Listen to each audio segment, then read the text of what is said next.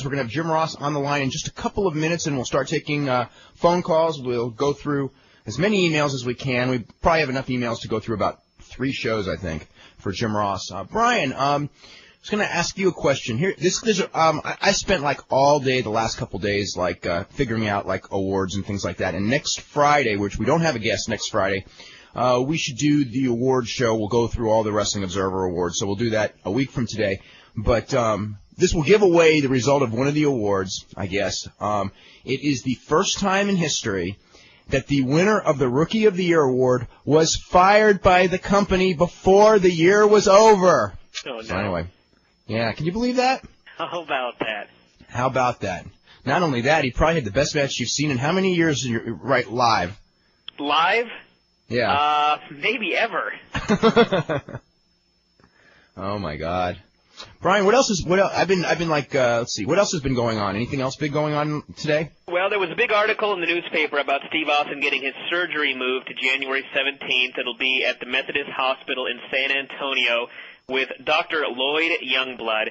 And apparently it was a case of the hospital being closer to his house, and he didn't want to have to fly all the way out to Dr. Bowman to get checkups and everything like that. And I would assume, after the surgery was over, trying to get back to San Antonio and that sort of thing. So anyway, it has been moved. It'll be January 17th. And I believe there was also a quote from Dr. Bowman wondering why Austin had changed the date of the surgery since he was the man who invented the procedure. That's really interesting because, Dr. Bowman had come so heavily recommended by Dr. Torg, and the procedure, he invented the procedure, and he was the one. The whole thing is he wanted to get back like Cal Ripken. Anyway, when Jim Ross is here, we should talk to him about that one. That's kind of an interesting thing. I had heard that report. And also yesterday, actually, speaking of the San Antonio area, Cameron Cade Hickenbottom was born, Shawn Michaels' son. So. Oh, really? Yeah. Oh, okay. Now get him back to work. Yeah. Okay. He was born yesterday. That one I didn't hear. Oh. Anything else going on? We can start hitting emails before we get Actually, here's the one to ask Jim Ross, because it was in his Ross report that just came out today. Oh, the Terry Funk thing? Oh, that's a classic. Yeah, Terry Funk still under contract to the World Wrestling Federation. Yeah, we've gotten 400 emails on that one, so we'll talk. Actually, that'll be one of the first questions we talk to him about when we get him on. Also, the Atlanta Journal-Constitution, I believe today did a story that's actually was the first I read was in the Pro Wrestling Torch about a week ago about the WWF's television contracts revolving UPN and also USA Network, and we want to get some comments on that as well because I don't know, just kind of interesting. SmackDown is generally credited in the media for saving UPN from basically going out of extinction and being buried under a sea of incredible red ink. And if that was the case, and UPN had given the WWF this network deal and everything like that, wouldn't you think they would retain an option to not lose it if the show was a hit? I would think. I mean, I don't know. I would just think that. So anyway, it's something that maybe they were so desperate they just gave the WWF anything they wanted. Perhaps that's really interesting though. Anyway, let's get to some emails for the next few minutes. This is from Andrew Martelli, who said that you mentioned that Vader's the best worker of over 300 pounds. That's true, but I think a close second goes to Glenn Jacobs. After all his cheesy gimmicks, he only found the right one, but now the WWF's killing his gimmick. Okay, I think Kane has improved a lot. I mean, really, and his matches are a lot better than they were a year ago. But I don't know if it's close second between Kane and Bruiser Brody. I don't think he's in that league personally. This is from Ben Lidd. If the Brawl for All was to set up Steve Williams to walk away, then how can you explain Dan Severn being in the tournament? I don't know. How would you explain that one? I don't think that. Well, that's a good question, actually, because it's a real good question, isn't it? Maybe because Dan Severn, of course, would just take everybody down, and takedowns were 5 points or something. Yeah, I think that the feeling probably was because originally they didn't want Dan Severn or Ken Shamrock in it. Okay. Then about a week or two in, some of the guys started dropping out. I'm not sure exactly what went down. And then they asked Shamrock and Severn to do it, and Shamrock said no. He didn't want to just go in there with no training, and do a shoot. And Severn said yes. And then Severn did one match with the Godfather where he took him down, which was actually that match was hilarious. You remember that match, Brian, don't you? The Dan Severn match. The Dan Severn Godfather match where he just kept taking him down over and over again? Oh, yeah. No, but what's funny is he would take him down, okay? And then every time he took him down, Godfather would, like, go to the guard, okay? But in wrestling, like, in theory, okay, if you're in, you know, it was supposed to be wrestling takedowns and judges wrestling takedowns. And what would happen is Severn would take the guy down, and then Godfather would go to the guard. Now, when you're in the guard, in a martial arts sense, it's considered a neutral position, but in a wrestling sense, you're on your back getting pinned, but pins didn't count. Yeah. But it was takedowns, and I just remember, like, Jerry Lawler going, well, that's not a takedown. And, like, he would just take him down, and then Jerry Lawler would go, well, I don't consider that a takedown. And I was just thinking, like, you know, thank God that they have Danny Hodge scoring this, because this announcer is calling this match. You know, Jerry Lawler, it was pretty much exposed that he had never actually watched wrestling in his life. And because he kept saying how Dan Severn never scored any takedowns, when all he did was keep taking the guy down. But I think that the theory behind it, perhaps, was one of two things. Either one, they didn't really think about it a lot, or B, the feeling was that Dan Severn, that Steve Williams would be a good enough wrestler that Dan Severn wouldn't be able to take him down, and that if the match remained on its feet, that Steve Williams would probably be better standing than Dan Severn. And so maybe that was the theory behind it, but well, that's the only theory that makes sense, other than that they weren't thinking. Yeah. So anyway, actually, let's throw that one in the list of questions to ask too. Ask Ross. Yeah. This is Joe Rivette, who says, worst entrance music ever, Steve Regal's Man's Man. Now, see, I like that one. Oh, that was a good one. Yeah. That was a classic. Yeah, that one was just too good. Let's see. Let's go to one more, because we got Jim Ross on the line. Let me see. This is why doesn't WCW, this is from Alfredo Esparza. He goes, why doesn't WCW tape Nitro? I'm serious. Watch Nitro and Thunder at the same time, and it looks like night and day. Well, the last couple of weeks it has, hasn't it? Hey, I got a question for you. Yeah. Why couldn't they have taped Canyon hitting Bigelow with a barbecue or his champagne bottle at Nitro instead of flying him all the way in for 13 seconds? Because I think they weren't thinking that far ahead. Let's ask Jim Ross about that one too. You can't ask Jim Ross about things in WCW like that. He'd have a good answer, though. He probably will. Let's get him on the line. Jim, how you doing?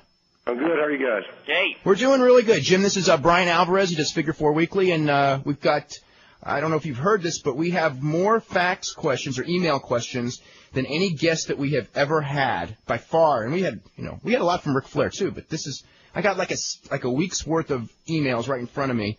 And also you can call up on this line, 1-877-392-3200 for Jim Ross. We want to keep the callers quick because we expect to get a lot of calls today. Jim, how's the week been going? Good. Busy as usual, but doing well. I think, not unlike anybody, a lot of other folks, I'm trying to personally combat the flu I've had for a couple of weeks. So much for the concept of getting a flu shot early. But other than that, things are good. On the personal side, things are good. My oldest daughter just got accepted to graduate school, and I think that's a pretty cool accomplishment for her. And she has worked very hard to be a good student. It hasn't come real easily for her, so she's worked very diligently and going to continue to get educated, which I think is a good thing.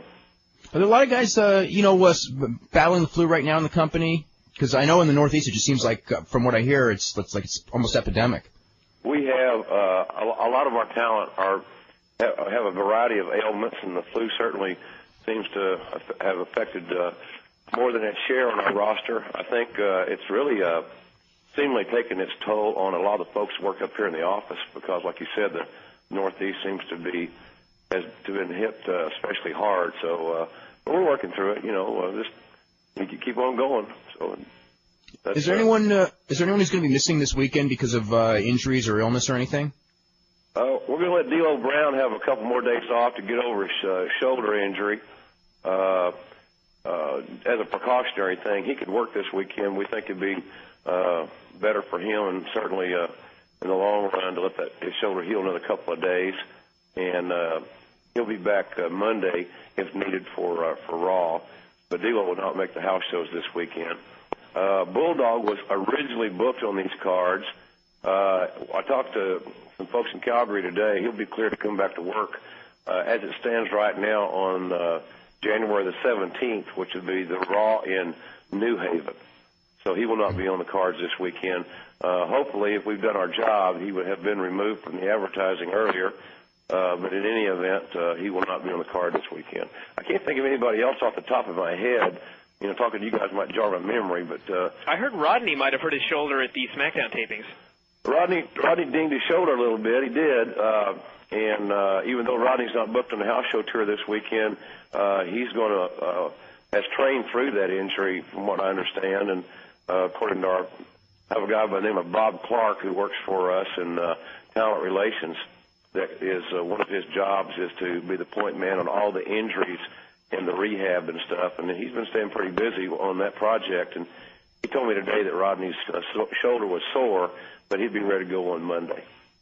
What about Ken Shamrock and Mark Henry? Well, Ken Shamrock, interesting thing there. Kenny was cleared from his neck condition to come back to work probably 2 or 3 weeks ago.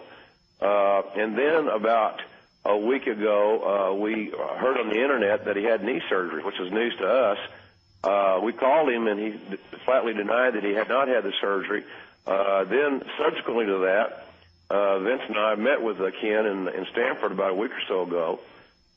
He looked great and cleared to come back to work, and great frame of mind, and looked well rested and so forth. And then I talked to Barry Bloom today, Ken's agent, about some other issues, and he mentioned to me that Kenny had his knee scoped this week on a little minor thing, according to Barry. So just some loose particles that they made a small incision and got out of there. Not a big deal at all from what I understand, and probably maybe a week's worth of therapy to get him, to work the soreness out. Not a major thing at all. But Mark Henry has got a slight ligament tear in his elbow that we're trying to rehab through and not go the surgical route. And Mark hopefully will be back in time for some participation from a physical level at the Royal Rumble. Now, what about, I guess, heard a report that Austin is switched to surgery to San Antonio January 17th. What do you know about that? Well, Steve had consulted a doctor down in San Antonio and regarding his neck after he had seen Dr. Torg and Dr. Ballman, and built a rapport with the guy. And the doctor was a specialist in these sort of injuries, was a surgeon. Had performed these type of surgeries that Dr. Ballman, quite frankly, had pioneered. This guy had performed several of those surgeries as well. And Steve got very comfortable with him. The fact that it would be done there in San Antonio, was another benefit. And they're putting together a real A-team of physicians. And this doctor has taken a very special interest in Steve.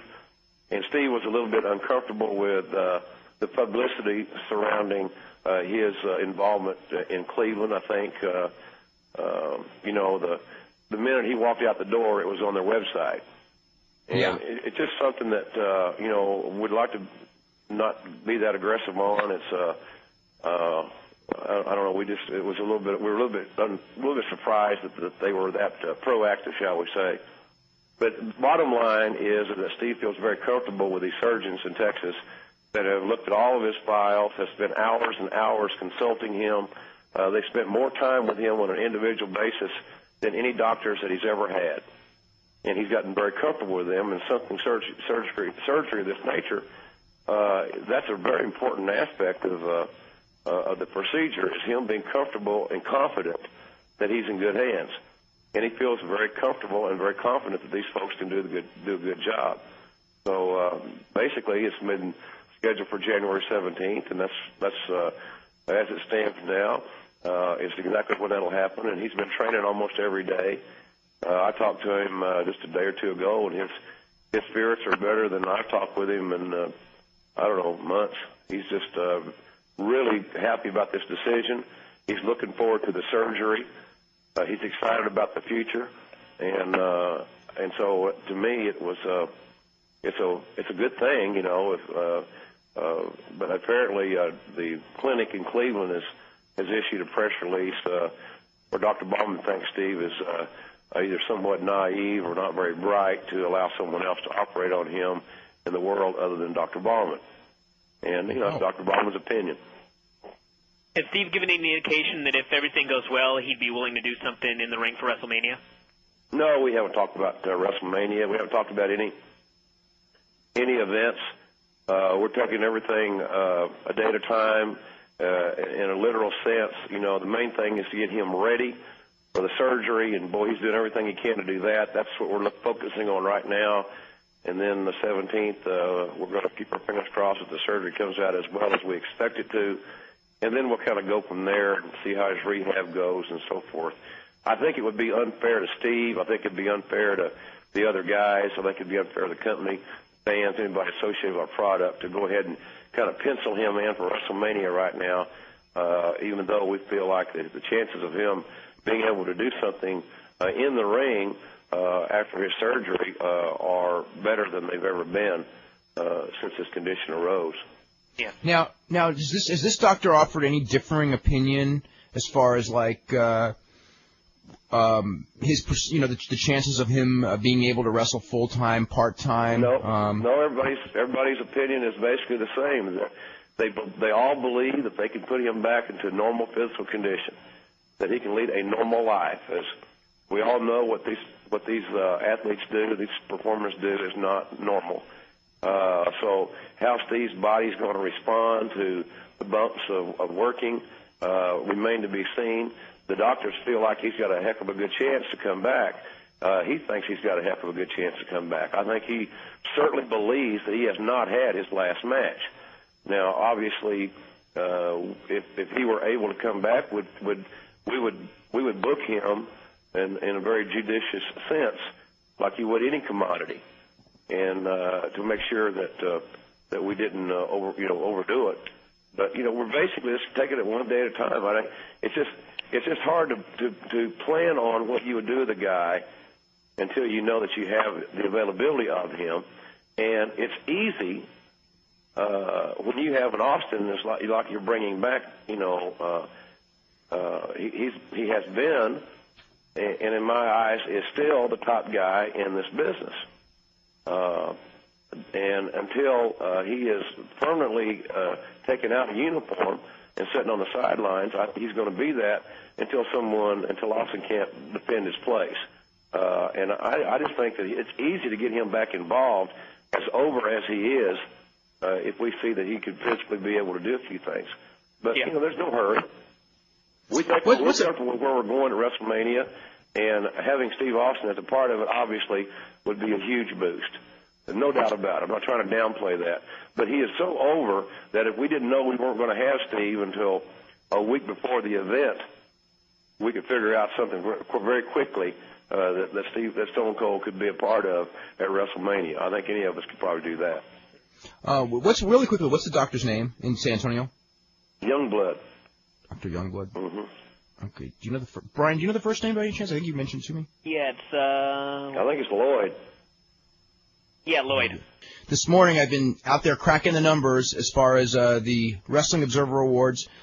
Jim Ross was named for the 8th time Wrestling Announcer of the Year in our readership poll, and he got more votes in his category than anyone except for the guy who won Best Box Office Draw, which I'm sure is not a stretch to figure out who that happened to be. So anyway, just wanted to congratulate you for that, Jim. Oh, thanks, Dave. That's very nice. That's no matter what folks may think, that's always been a real nice thing for me. It's always been a great motivating factor, and it's very, very nice, and it's very flattering that the fans that study the business as closely as they do think favorably of my work, and I appreciate that very much. And I think the other guy, I got no problem with those numbers. He pretty well blew everything box office away that there ever was. And like I say, I want to sound flippant about Steve's return. Our biggest priority is getting Steve healthy so he can just lead a normal life. If we get him back in the ring, that's going to be a huge bonus for us. And, when you got Stone Cold available, it doesn't. You don't have to be a booking genius to figure out that you're going to get him involved in whatever event he can be involved in. And it's not too hard to do with him being so over. Now, one thing that we saw, I guess it was I think it was in the Atlanta paper this morning, and I know it has been circulating here for about a week. A story about the contract with USA Network and UPN. Is that actually expiring soon? And talks about going. I've read a little bit about that, and I'm not directly involved in that area, and I don't think that those contracts are up like imminently, but I do think that they may be getting ready to start their negotiations for the next run. That I could feel comfortable saying, knowing. But I don't think that, from what I understand, that they're up right, like imminently.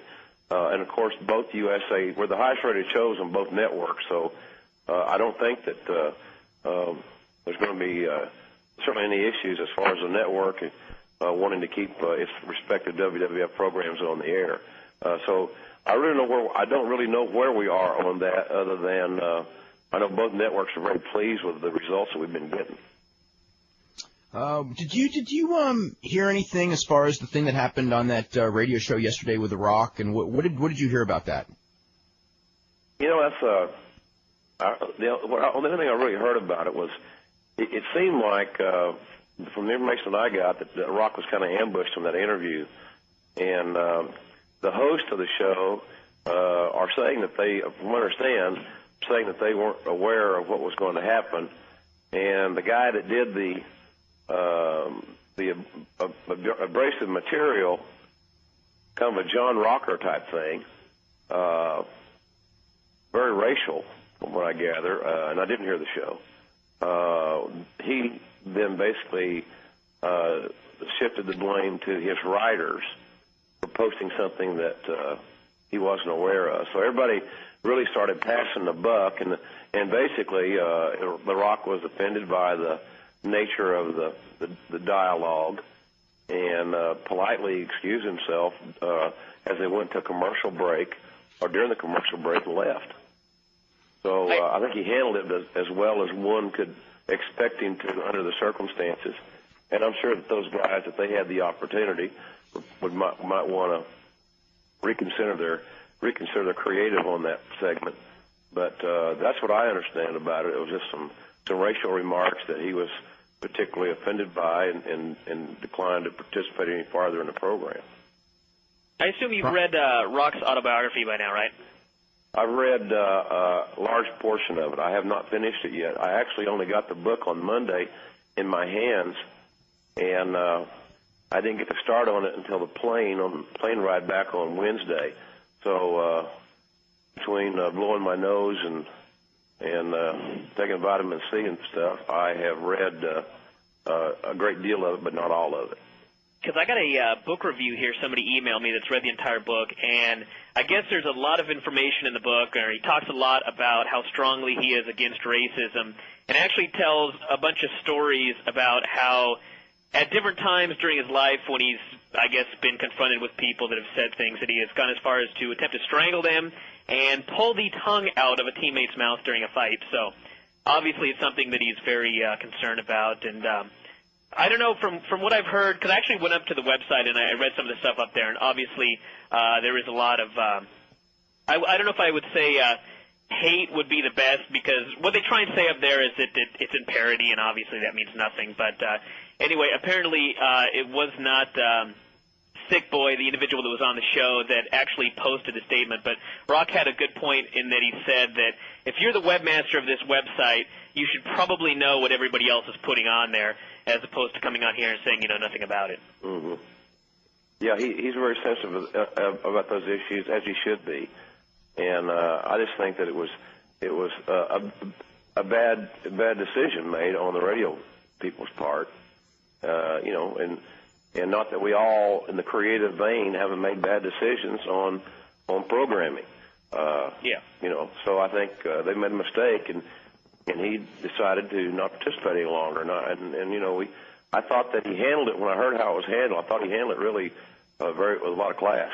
He didn't he didn't explode or anything like that. He just basically stated his point and then left. Exactly. You posted something today. In fact, we've gotten a lot of emails about this one, and this is the thing in regards to Terry Funk's contract with the WWF.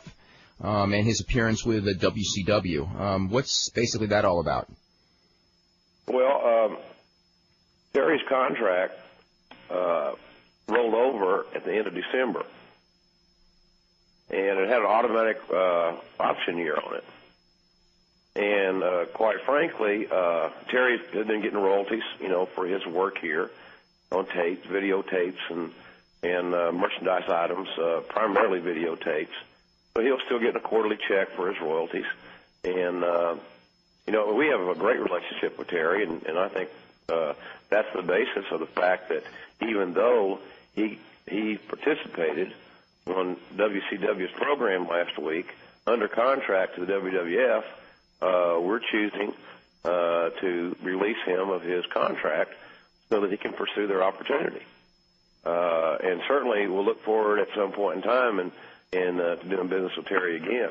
We have a great deal of respect for Terry Funk, and we didn't have anything creatively for Terry at this point in time. So he had an opportunity to do something that he wanted to do apparently. And so we just weren't going to stand in his way. And so it was just a kind of slipped through the cracks on our legal people's side that the contract expired, or rolled over rather. And I'm sure that Terry hadn't thought another thing about it. Obviously he didn't. Probably wasn't even aware of it, is my point.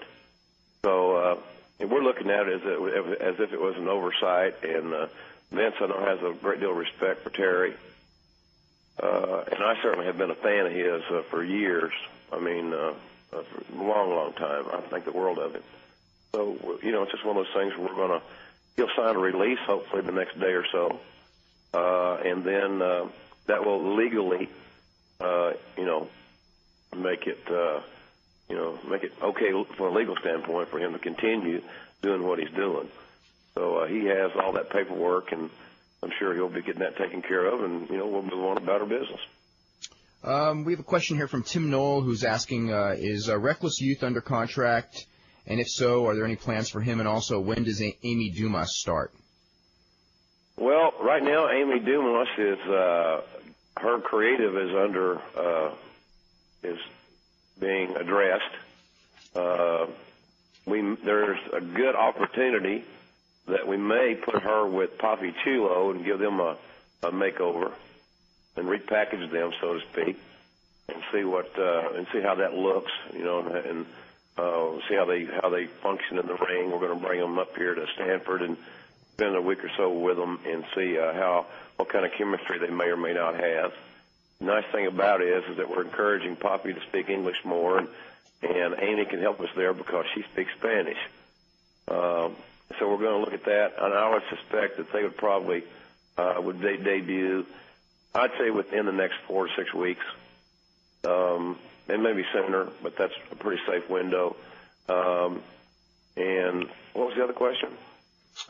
Is Reckless Youth under contract? Yes, he is, and we're looking at assigning all of our developmental people will, within the next 30 days, all be working either in Louisville or Memphis or Puerto Rico. And I'm not sure exactly where this young man's going to go. Bruce Pritchard is the point person on the new talent development program, and we haven't sat down and talked about where he would go. My gut would tell me he'd probably go to Louisville. How about Scott Vick? Scott Vick is ready to roll. He's in great shape, and he's healthy, and we're going to bring him up here next Thursday for 3 or 4 days of not really an evaluation, but basically just an assessment, and watch him work in the ring and watch him and listen to him do some promos and basically learn a little bit more about him so that we can get some feedback from some folks within the company as it relates to his character development. So he'll be coming up here next week, and again, based on what creative direction he goes, he should also be another one that would see starting in the next 4 to 6 weeks. So that's starting in the WWF and not going anywhere else? I think our opinion right now is that his working ability, he could probably start here with us. If not, his assignment in one of those other areas would probably be for 2 to 3 months. Yeah. Now, I saw something that Jerry Lawler was getting TV in Memphis. Mm-hmm. Is there like any kind of a thing going on between, because you guys are sending the talent to Randy Hales in Memphis, and of course Lawler works obviously with WWF, and what's the company's stance on that? Well, we obviously have a great rapport with the King, and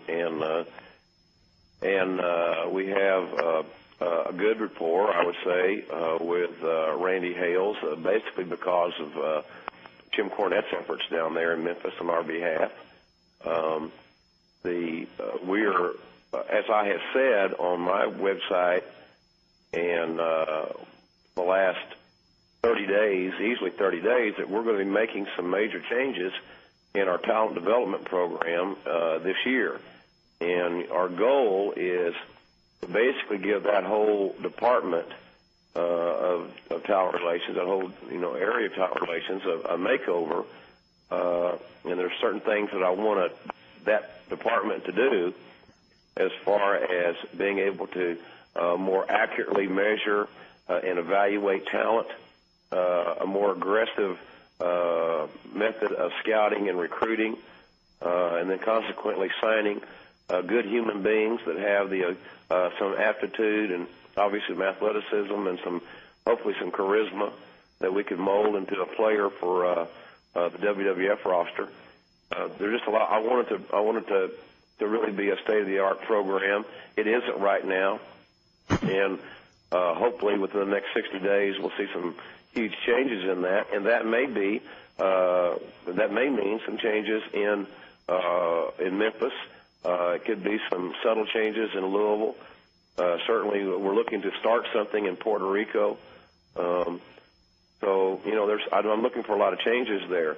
But we don't see right now any issues, any significant conflict of interest, as it would seem on paper with Lawler doing a show and then us doing been working with Power Pro. King wants to get more exposure in Memphis, and he works 2 days a week for us. So, and I can understand his motivation. So we're supportive of his product, and we're going to, as we are all of our talent development areas, continue to evaluate our relationship there with Randy Hales. Okay, I'm going to do one more, and then we'll go to a break and then go to the phone calls. This is from Mike Hall, who is from Oklahoma, and he just wants to know, in your opinion, who was the best wrestler ever to come out of Oklahoma? Oh, God, that's a loaded question, huh? Yeah. Might as well ask me if I'm a Mickey Mantle fan.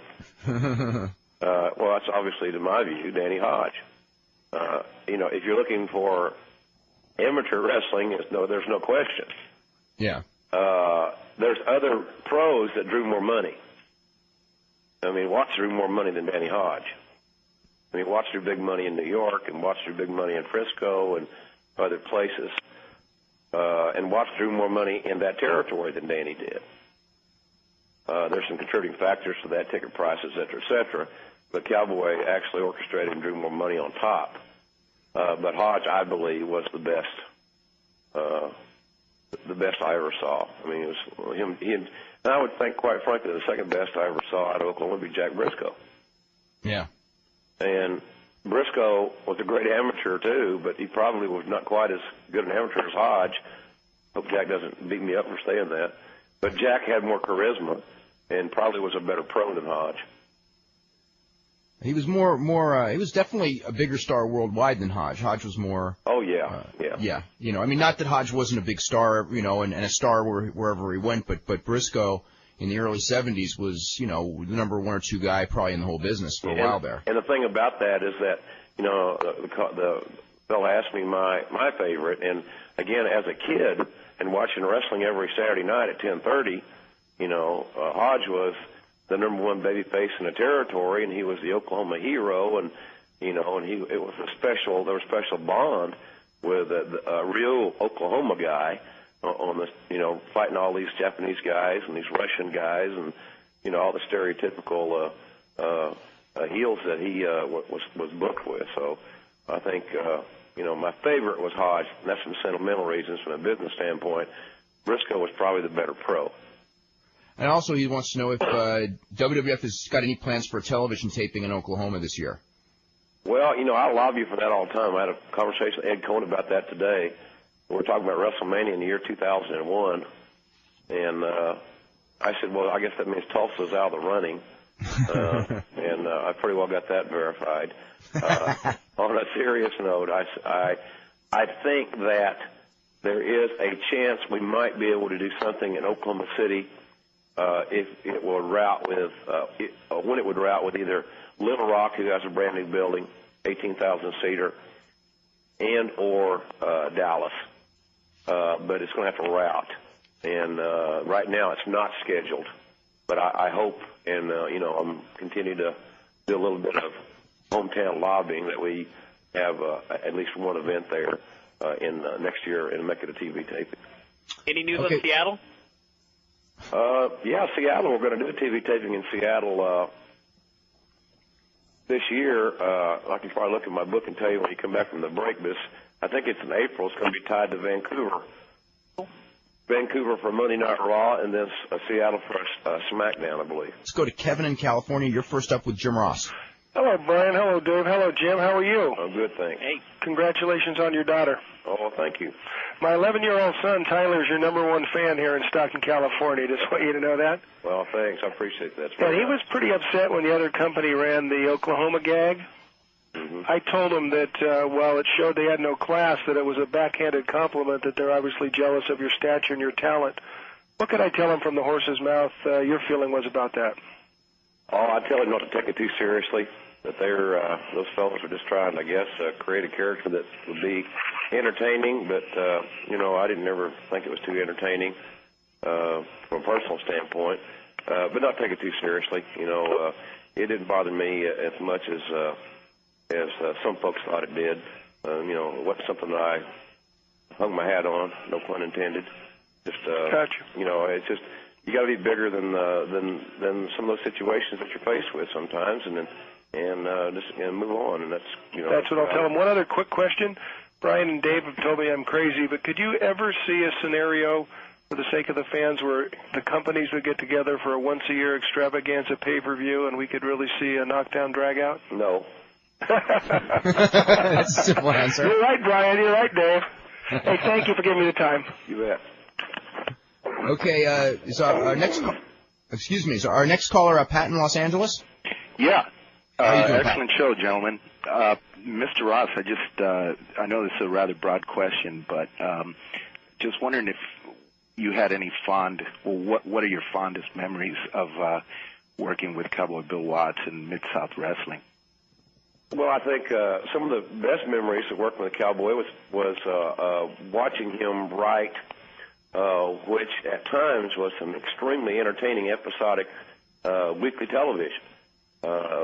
It was amazing to see how he would forward the stories, and where all 7 segments of a 1-hour show would have some significance. There'd be very little throwaways where you get somebody the obligatory win, because when you thought that was going to happen, something big exploded, So I think watching him write episodic TV and keep storylines fresh with a shorter roster than folks are using nowadays was extremely educational for me. His long-term planning and his method for making house shows special. I certainly used a lot of those principles in booking our house shows for the last few years, where you try to make the show special and just not have a bunch of matches for matches' sake. So I think both his orchestration and management of a house show card and his ability to write episodic TV, compelling episodic TV more often than not, with a short roster was some really memorable stuff. Mm-hmm. Given the climate, the atmosphere of the business today, how successful do you think he'd be if he attempted to get back in the business today? Well, if he didn't have to have a one-on-one relationship with a talent, there's a lot of things Bill could do now in an administrative capacity that, no doubt in my mind, he couldn't contribute significantly to any company that does wrestling. But Bill, by his own admission, doesn't have a lot of patience in dealing with people in this field. I think in other areas he's done better.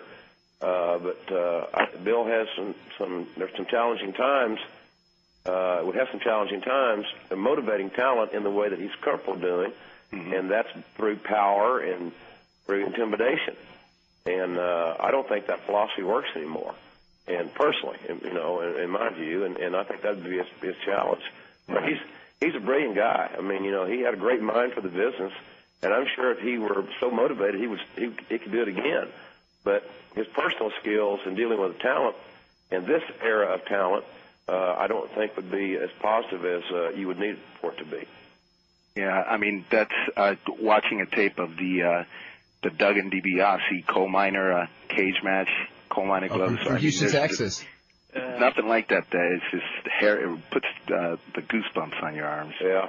Well, he had a great ability of capturing the drama, and you got to remember that not only did he orchestrate those matches and create those storylines, but he by and large, laid all the spots out.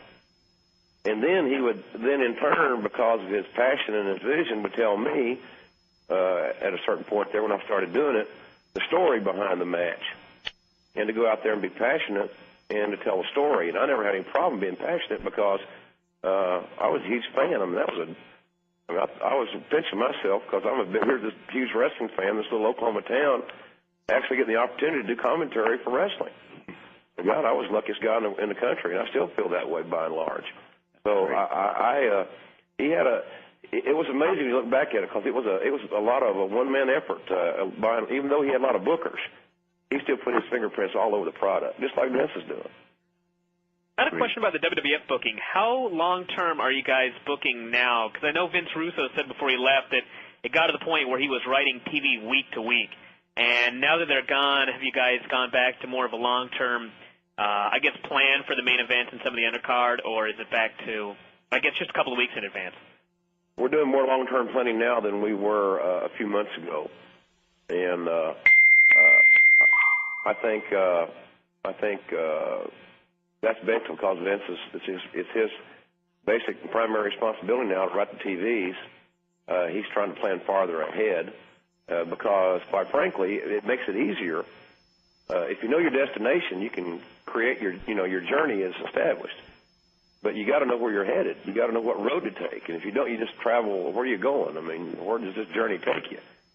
Now, do you do long-term planning with all the programs? Because I know one of the main problems would be if somebody got injured, obviously some plans would have to be scrapped.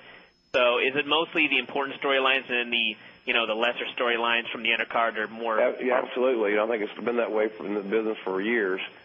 The main events, the box office, as they call it, gets most of the focus and the most time devoted to it as it relates to the storyline and airtime, and the others are given less time simply because there's not more time available.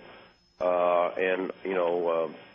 I don't think that's changed any. But I do think we have a pretty good feel of what several things that we would like to do at WrestleMania, and kind of depending on how stories develop and talent develops and things of that nature happen, the nature takes its course. We have a fairly good plan of where we'd like to go at WrestleMania. Yeah. Now you mentioned Papi Chulo and Amy Dumas. Are there any people, like say in the next 4-6 weeks, maybe people in Louisville or Memphis in particular, who you're looking at bringing in or close, who would be like the next rung of developmental people that are close to getting on TV? We've probably got half a dozen people that we think are close to being ready.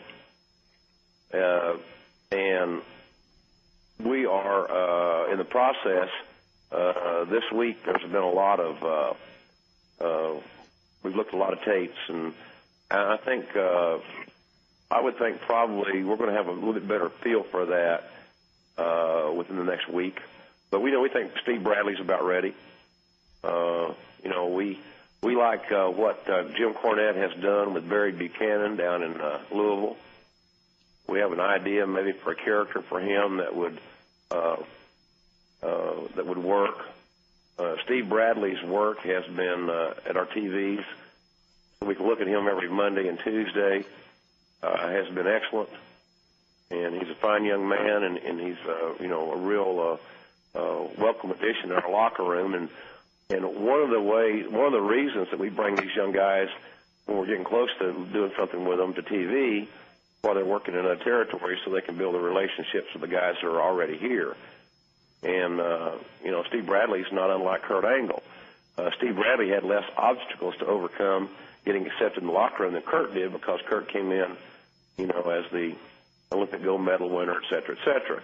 And Kurt has been accepted, very genuinely and very warmly in the locker room. He's a hard-working guy, a humble kid, and is, he's turned into what we think right now is we're ecstatic with his progress and where he's headed.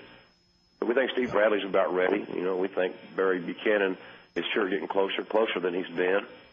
But the other issue about that is we're going to spot some guys, like I said, maybe 5, 6 guys that we think are close, but they still have obligations in their territories they're in, and they're in programs, they're in issues. And in all fairness to Jim Cornette, we're not going to take any talent from him without him being totally aware of it and on the same page as it relates to him finishing up that talent. That wouldn't be fair to them. That would defeat the purpose of trying to work with those guys down in Louisville and Memphis or wherever it may be. Do you guys ever get concerned with all the developmental talent that you'll actually get eventually 2 people to do anything with? No, you say that again? As far as like the new developmental talent, do you guys ever get, think about what would happen if down the road there was so much new talent in the company that you just didn't have enough, spots for them? No, that's a good problem to have. I hope we can encounter that problem sometime, and maybe I'll call you and ask you for your advice on how to solve it. I honestly don't know. We've never been in that position, Brian. I honestly, there's never been too much talent, and when you're doing, as much TV as we are, we're a long way away in our view from being in that predicament. Yeah.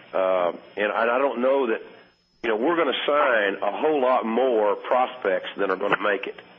But that's not unlike a kid going to Hollywood wanting to be an actor, or a guy signing a rookie contract with a baseball team. You're going to have a whole lot more prospects than you're going to have keepers. Yeah, and, I was just looking back at World Championship Wrestling when they probably had 120 guys in their contract, and there were so many talented guys, and they just didn't have a role for them, and so many of them floundered. And I was just wondering if there was any, how would that be handled if such a situation arose? Well, it would be a predicament, and certainly the territories that we were working with would be have the opportunity to have some better workers available to them. But I still think that we're several steps away from having that problem. Let's go to Dave in New York right now. Dave, what's going on? Hey, one very quick question that I guess either of you could probably answer, and then my question for JR is that my first question is the IWA Puerto Rico starting? IWA Puerto Rico TV starting tomorrow on Telemundo, because that's what their website says, but TV Guide says that infomercials are on. I wouldn't know the answer to that, but I will. I think Victor Quinones has been talking to them about doing a deal. I don't know how close it was. Maybe that is the situation, but there's been some dialogue. Victor's a very ambitious guy and has survived his whole career in making deals. And he's got some ideas and some stuff that he wants to do, and quite frankly, he's got some pretty good plans, and I wouldn't be surprised. If they're paying for the time, it might be listed as an infomercial the first couple of weeks. I wouldn't think he'd be paying for the time. I don't think so. Yeah, that wouldn't be, just judging from what he's wanting to accomplish. I don't think it'd be financially feasible for him at this time to absorb that kind of cost. Yeah. On the fact that they're not running that many markets right now to defray those television costs. Being undercapitalized is an issue in any business. I'm not saying Victor's undercapitalized, but I think there's probably a demand there for the product, and And Victor's got some contacts too in that Hispanic television world that he has worked with in the past. So whatever he succeeds in doing is not going to surprise me, and more power to him. I hope that he does, because it just creates another atmosphere and opportunity for our young talent to work in front of a crowd. Okay, what do you think was the 3 best calls you ever did of matches? The 3 what? The 3 best calls you ever did of matches. Like I guess he's saying like matches that, like, if you were to go back, your favorite performances of yourself, memorable. Yeah. Well, I guess the WrestleMania last year, when I came back to work, was probably going to have to be in there someplace because of the fact that I've seen it about a zillion times in every highlight that could ever be created. Mick Foley's Hell in a Cell in Pittsburgh with The Undertaker. And probably a match that I enjoyed doing about as much as any would be a toss-up between Flair and Steamboat, or Flair and Terry Funk, somewhere around the late 80s. Both those I thought were all those matches I can pretty well, call again without saying it. I think the Hell in the Cell match, probably just because it's been repeated so many times in so many forms, is probably become like the most memorable call. But for years I would have said like some of those Flair Steamboat matches from '89. But boy, I mean, I've seen that footage, and your call of it in so many forms for the last year and a half. It's unbelievable. It's almost, that match is one of these weird ones where I think it's bigger now than it really was almost when it took place. Yeah, well, nobody's ever going to forget the bump, obviously, and whenever you have the bump stuck in your mind, you can't forget your call either of the bump. Yeah. Well, that was an unbelievable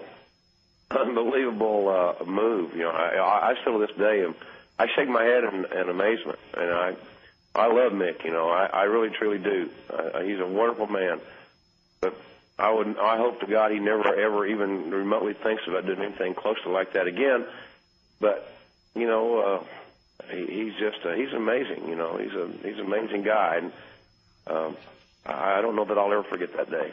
I assume you were aware of those bumps before they took place, or were you not filled in? No, I wasn't aware that.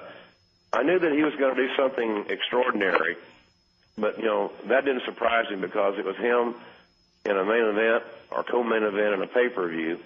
And if you look back at all the main events that Mick Foley was in the last year or so with our company, he has never failed to deliver. And I thought that his match with Shawn Michaels in Philadelphia that September, a couple years ago, I thought was one of the best matches that I'd seen in a long, long time.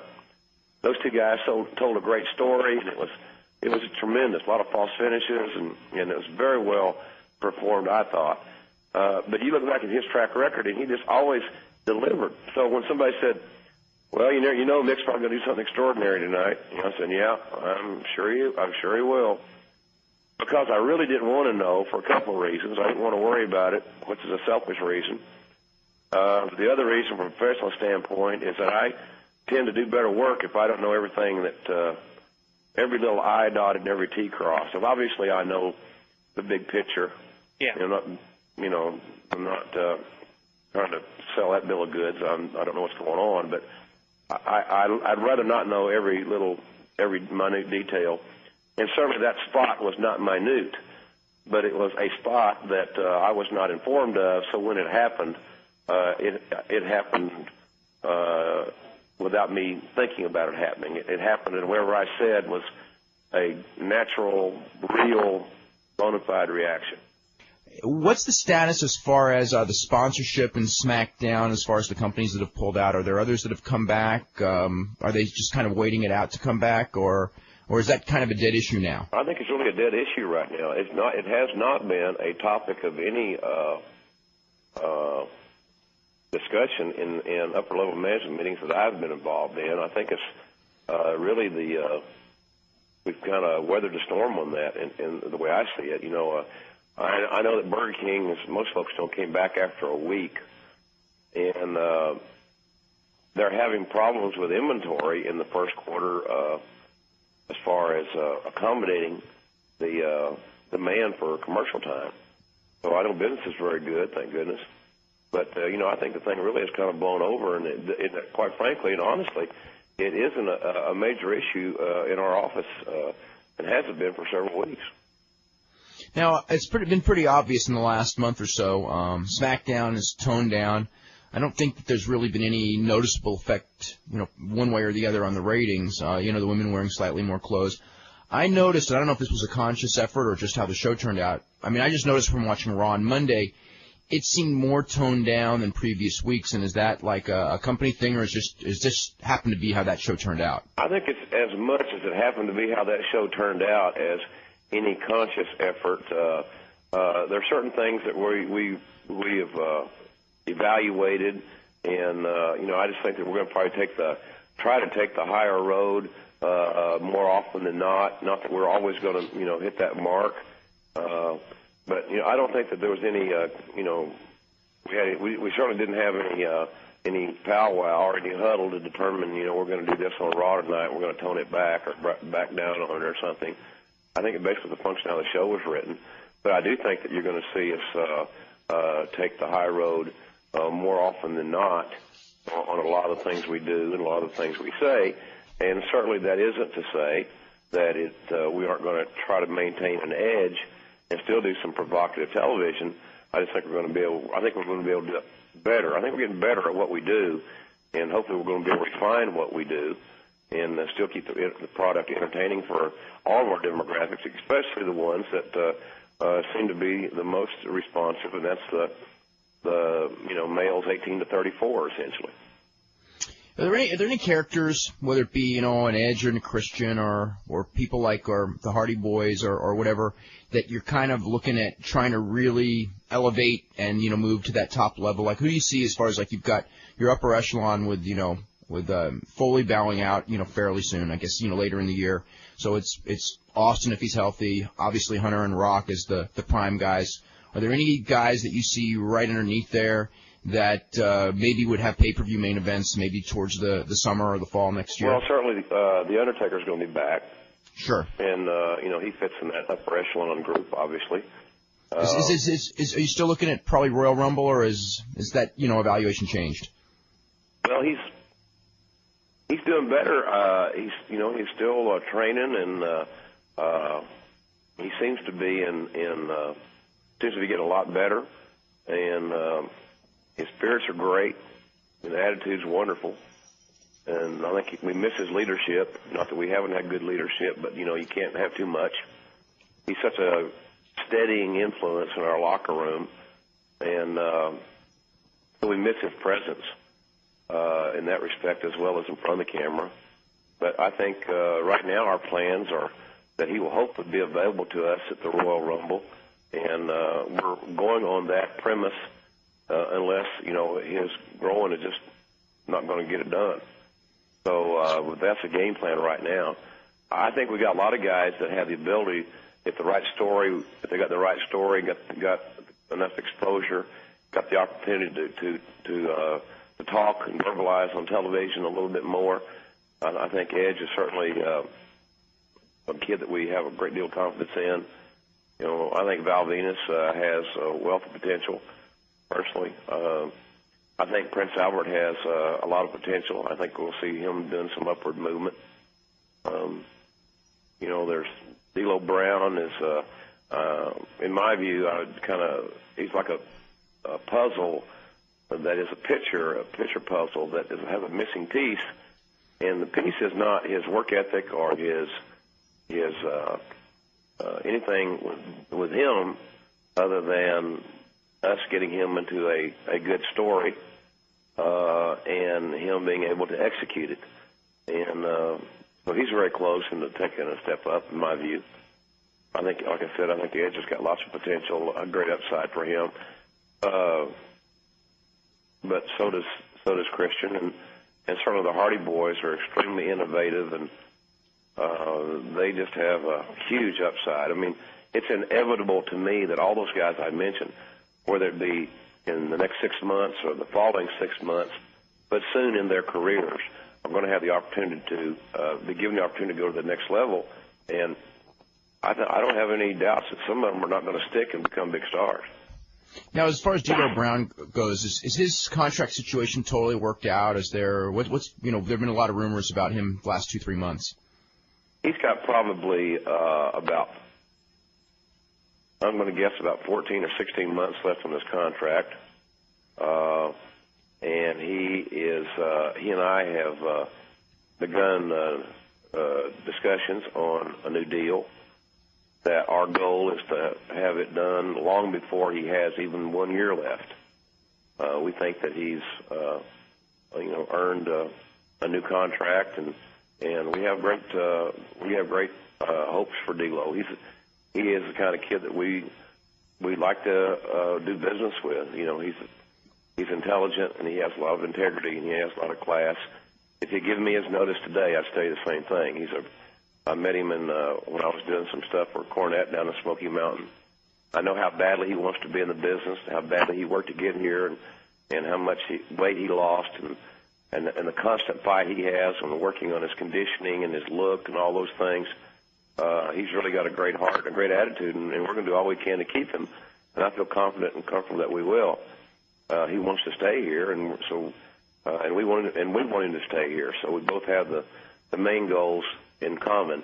It's just a matter now of coming to terms on the dollar side, and I wouldn't be surprised if we didn't have something done on his contract within the next couple of weeks.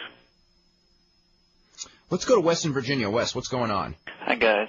Jim, I wanted to ask you, in light of the McMahons being so involved on the Raw show, and also with Mick Foley and Steve Austin not appearing, how do you expect the house show business to go in the future of the WWF?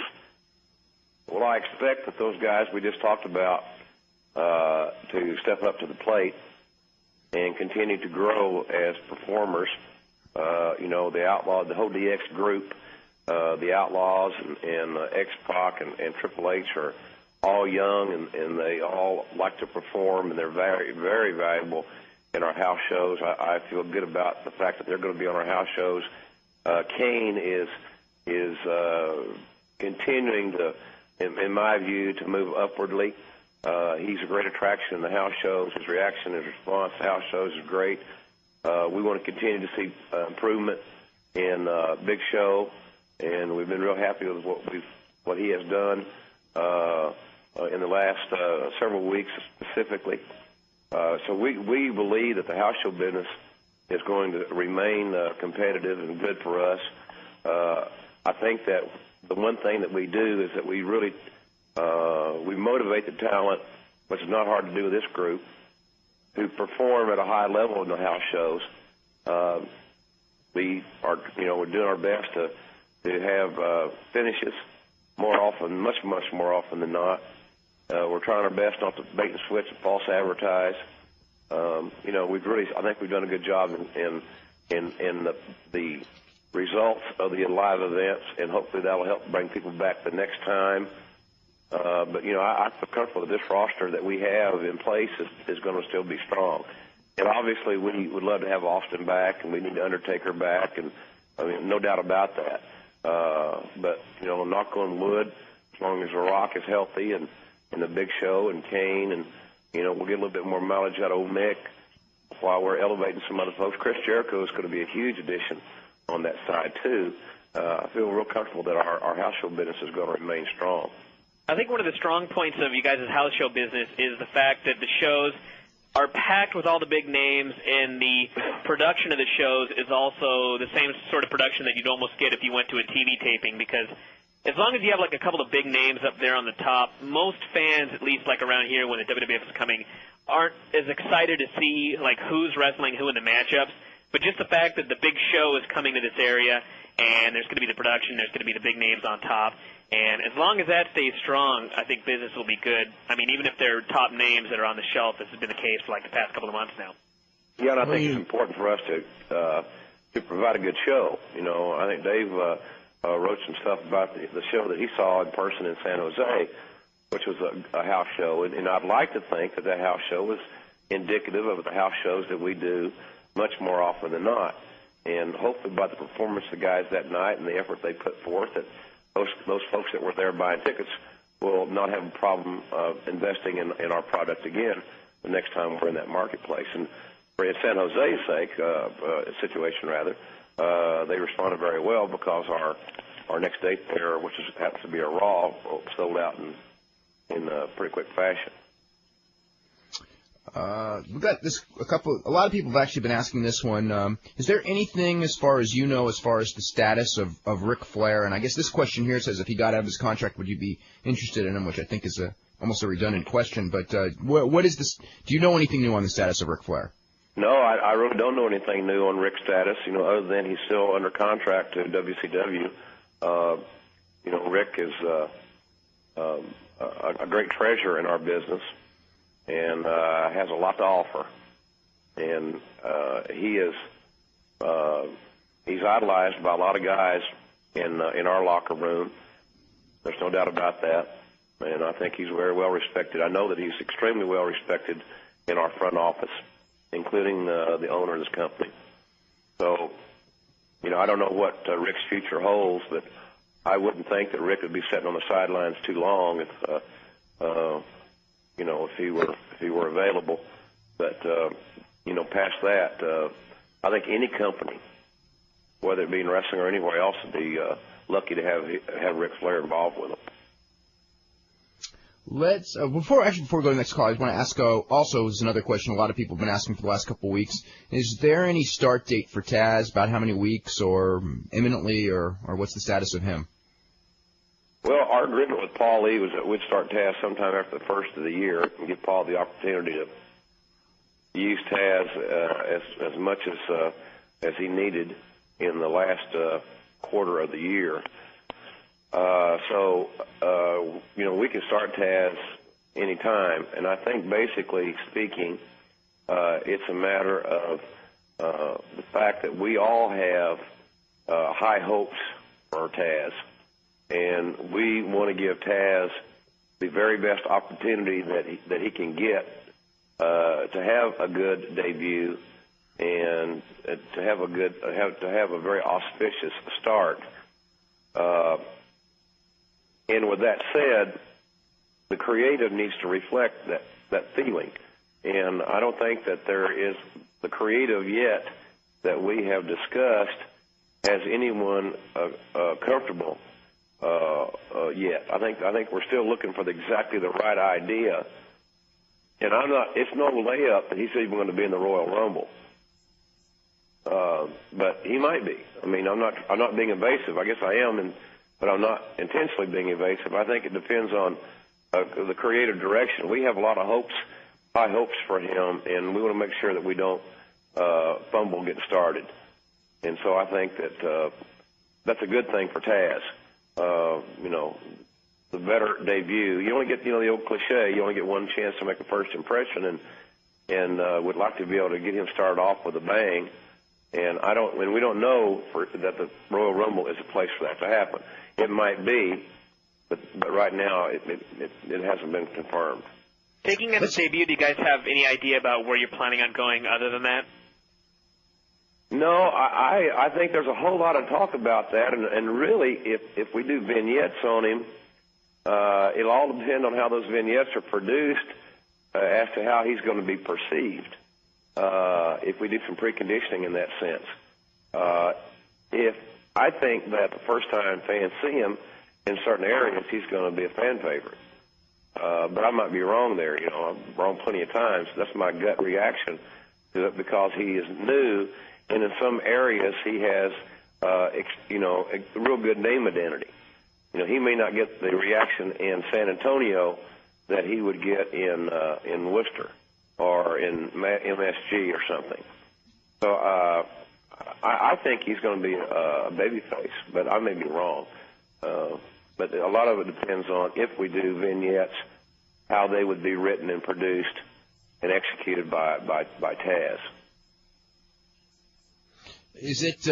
Would you be looking at him more of a gimmick similar to his gimmick with Paul, as far as kind of serious wrestler, or I think so. I don't think we're going to. Paul did a great job, and so did Taz, in creating that persona in ECW. and it was some of Paul's best work, and the talent responded well and took it on even farther. But I think that, for those that know Taz, he's a pretty intense guy. He's pretty introspective. He's a very analytical guy. He's always thinking, and he's not a happy-go-lucky individual. He's a very serious, guy. And I don't think you can make him anything other than basically than what he is. I think that's a huge trend in what we're doing, is trying to package talents so far 180 degrees from what they truly are. And I think the audience nowadays is so intelligent and so educated that they see right through it. And those characterizations, as a rule, in my view, don't make it over the long haul. How many years you go back in wrestling, Jim? Well over 25 years, right? Yeah, longer than I can remember. I just had my 48th birthday on Monday. And yeah, in fact, we got several people emailed in belated happy birthday to you. Well, thanks. Don't send cash. But no, it's been about that long. It's hard to believe, but in a way, it doesn't seem like it's been that long at all. Because I think I've always, I've been a fan since I was a little kid, and since I could turn the TV on and turn the channel. So, it's kind of zoomed by. It's like I can't hardly believe I've been in this business this long.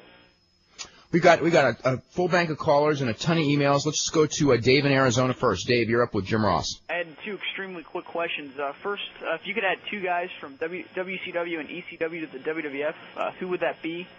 And also, how often do you and Vince McMahon examine the WCW for talent? Because obviously you had to have seen Chris Jericho in WCW and the Giant. Dave, you're going to have to help me. I could barely hear the caller. Okay, he was wondering if you could pick two guys off of the WCW or ECW roster. Who would they be? And also, how much do you watch WCW and ECW television? He was just mentioning how obviously you must watch some of it because you'd seen Jericho and the Giant there. So. Well, I mean, ECW's got some interesting talent, and Paul does more or less than just about anybody I've ever known. It's less, I don't mean character, but, he doesn't have a lot of resources over there, and he's putting out a pretty damn good product. I like, there's a lot of things about Raven that I like, and there's some things about Raven that trouble me. But I think that he's got a brilliant mind. I really and truly do. He's very gifted. And I personally like Scotty a lot. Worked with him here at WWF. I think he has a real good heart. I really and truly do.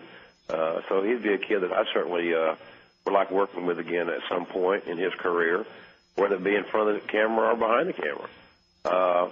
In WCW, I've always been a big fan of Chris Benoit's work. I love his work ethic. I love his approach to the game and the business. And what he gives the fans night after night and what he wants to give. I think he's a great talent. And certainly Bill Goldberg has so much untapped potential that, he and Benoit would be the two guys that I would, could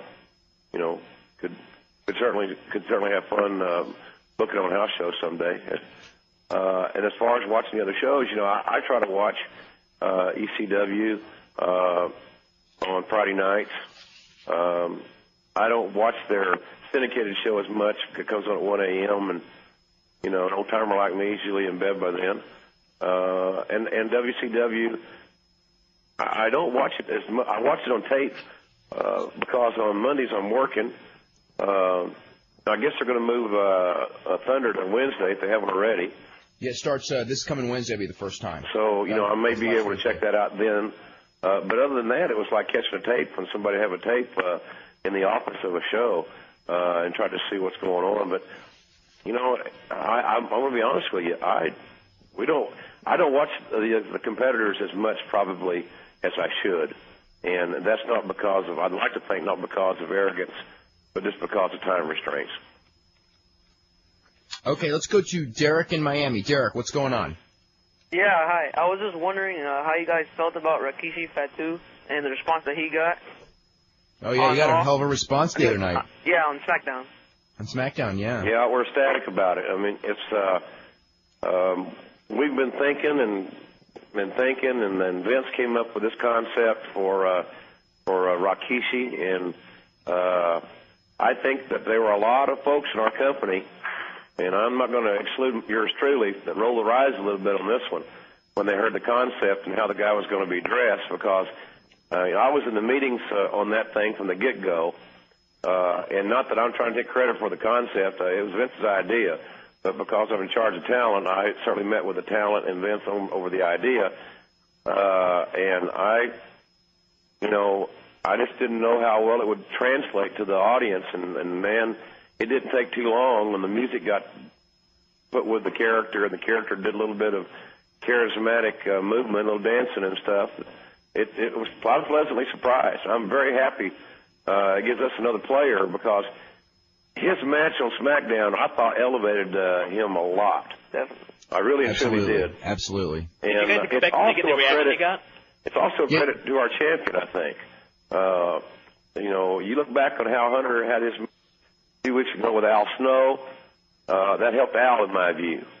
I just think that you don't dance by yourself, but that was a great thing for our company Thursday night. Both those guys really stepped up, and it really helped Rikishi.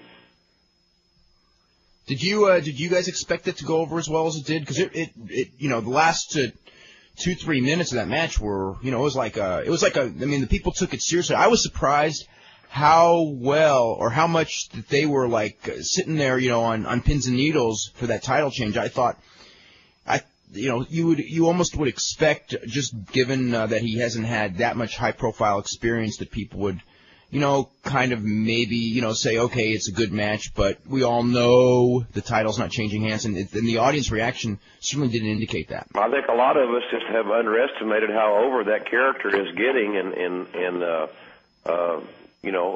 that's all I can figure. I mean, I knew that Fatu would work hard, and I knew that he knew, because we discussed it with him, the opportunity that he had that night to really turn it on and show people what he could do.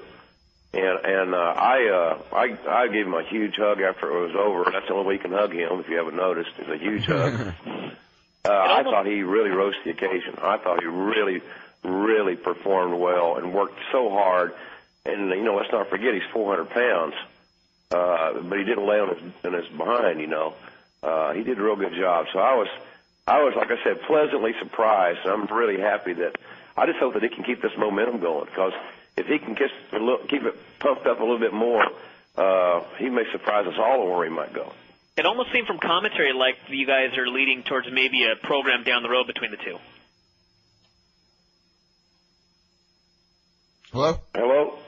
Yeah. Brian just thought that maybe by the commentary, he thought you're almost leading to a program with those two down the road. Well, I think that in hindsight, you go into that on the front side hoping that that's where you can head and create another opponent for the champion to work with. I think when that show was over, we had no doubts in our mind, I certainly didn't, that in the near future, there's a possibility that we could have some main events in some markets, Rikishi versus Hunter, that might not do badly. I'm not talking about next week, but I'm talking about, in the not-too-distant future, if Thursday night's reaction is any indication as to what we're going to get, say, Monday in St. Louis or Tuesday in Chicago. I want to get to this question before we go to the next call. What's your side of the story as it pertains to Jeff Jarrett and his departure from the World Wrestling Federation? Well, I take responsibility for the interruption in the negotiation and the way that was handled. I mean, I'm the one that's in charge of that department, and I'm not going to pass the buck to anybody. I never have in the beginning. I wasn't set up to be, as somebody printed one time or said, I was, the scapegoat. I think that I'm taking responsibility because it's my job to get it done. I didn't get that job done. I'd like to think my track record on recruiting some guys in this roster and negotiations have been very favorable. We've won a whole lot more than we've lost. We haven't had too many guys leave our roster that we didn't want to leave to go elsewhere. So I think it was certainly the exception to the rule. But the decision was made late to retain Jeff's services, and he and I started negotiating very late prior to his contract expiring. Once that I was given the green light, and once I was given the green light, I didn't get a deal done. So I accept responsibility of it, and I wish it had been handled a lot more professionally on both parties' side. But I can't blame anybody but me because I had about a month to get a deal done, and I didn't get it handled. And whether or not Russo leaving and going down to Atlanta had an effect on the negotiations, yay or nay, it's certainly arguable, but that's just me making excuses, because the bottom line is I didn't get the deal done, and it's my responsibility to do so. Let's go to Joe in Chicago. Joe, what's going on? I'm not sure if this question was already asked, but The Rock mentioned in his Torch interview that Jericho came in with a lot of heat, and I was wondering why you think that was. It's a lot of came in with what? He said that Jericho came in with a lot of heat. I didn't sense that. I mean, that may be Rock's opinion, and he's certainly welcome to it. And he looks at it from a different angle than I do, because he's one of the boys and he's in the locker room and I'm not. I didn't get that sense, but there could have been some trepidation there by some of the talents, because of the ballyhoo and the hype of Chris coming to our company. I think a lot of that has been erased. Chris Jericho is a fine person, and I'm not saying that because that's what I'm paid to do. I truly believe that. I think he's an excellent young man. I think that we've all from our front office side to his side, we've had some stutter steps growing with each other a little bit, but I don't look at that as anything but the course of doing business. I think that's just the way things are, because we had great expectations for him, and we still do. And I think that he's becoming one of our more significant baby faces. His merchandise, his Y2J shirt is number 3 or number 4 selling item of all the items that we have that we're selling. And to me, that's tells me that his popularity is genuine if the customers are spending money on his merchandise. So, again, my perspective of Chris's arrival would be different than Rock's. And I can see Rock's point of view, but in my point of view, I think it was a little bit. That's a little bit of an overstatement. Joe, you still there? Yeah. Yeah. Anything else? Quickly, if you could pick one wrestler from outside the states to bring it in and repackage any way you see fit, who would it be? He's giving a foreign wrestler. A foreign wrestler. Well, I'll probably have to call Dave and get some suggestions on some good Japanese talent. Yeah. I don't know who would be out there, Dave. On a foreign, I mean, there's a lot of great. I'd love to have. What's the kid that I've talked about before? That's the champion over at New Japan. That kind of I talked about him before, Dave. Kind of reminded me of Saito in his younger days. Is it Hashimoto or Shono? Yeah, Hashimoto. Yeah. I really like him. But I'm kind of a mark for those kind of guys. Yeah, really tough, hard kicks and all that. Yeah, well, I think he's very believable style. Yeah, he is. Yeah. What's this thing? We have a question here. Is what's the status as far as Deborah McMichael? And by the way, did they get married yet, or do you even know? No, they're not married. And Deborah's basically her situation is much like Steve's. She's kind of off right now until. She's making some personal appearances, doing some things of that nature, but she's essentially spending her time with Steve, and when we get a better sense of where we're headed with him after the surgery, I'm sure that her storyline will be addressed as well. She's kind of on the back burner until after the surgery, and we get a little farther down the road. Another thing, we actually have to start wrapping this thing up, but a lot of email questions regarding Jericho, who we just talked about. Is there any plans to elevate him to where he'd be working with more higher echelon people. I think, I don't know, to me, the China thing is sort of like, it's just like at best he's stagnant and at worst I think it hurts him because, there's just a certain, the man versus woman thing, I think, in my opinion, because it's done so much, it's been done to death. Mm-hmm. No, a lot on their side too. That's an arguable point of view, I think. But to answer your question directly, yes, we have a lot of plans to elevate Chris to another level, and we fully expect and are counting on him to work with those upper echelon guys in the very near future. I mean, it's going to be much sooner than later that he's going to be up on those cards. To me, it's just a matter of time because we have every hope and every plan that he's going to be a featured performer, and I don't know why. I don't know what would keep him from that, quite frankly. We have to wrap this up, and I want to apologize to everyone who sent in emails because we just didn't have the time to get to all of them, and we would certainly love to have Jim back anytime. I know he's got a really busy schedule going on the road every week to do TV Monday and Tuesday, and then having to do his job, his front office work as well. So, Jim, I want to thank you very much for coming here while you were a little under the weather, and good luck at TV Monday and Tuesday. I think we'll hopefully have good TVs. I hope everybody will stay tuned, and it should be an interesting year. But I appreciate all the feedback and all the things the fans do for us, and I think we can never thank them enough for not only participating on this show, but watching our product and buying our pay-per-views and helping me fund my daughter's master's program. Do you ever think it was going to be this big? No. Yeah, no, I'd like to be some visionary and say yes, but I think Vince did. I think Vince, quite frankly, saw this in his head all along. I didn't have that vision. I think Cowboy had a vision comparable to Vince's at one point, but I don't think anybody ever saw what Vince saw as far as where the business would go as far as a public company and things of this nature.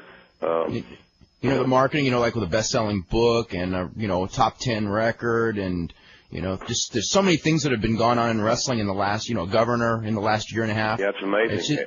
It really is amazing. And Rock's book is, I think, not this weekend, but next weekend will be in the New York Times top 10 bestseller list. If Mick's book should still probably be there as well.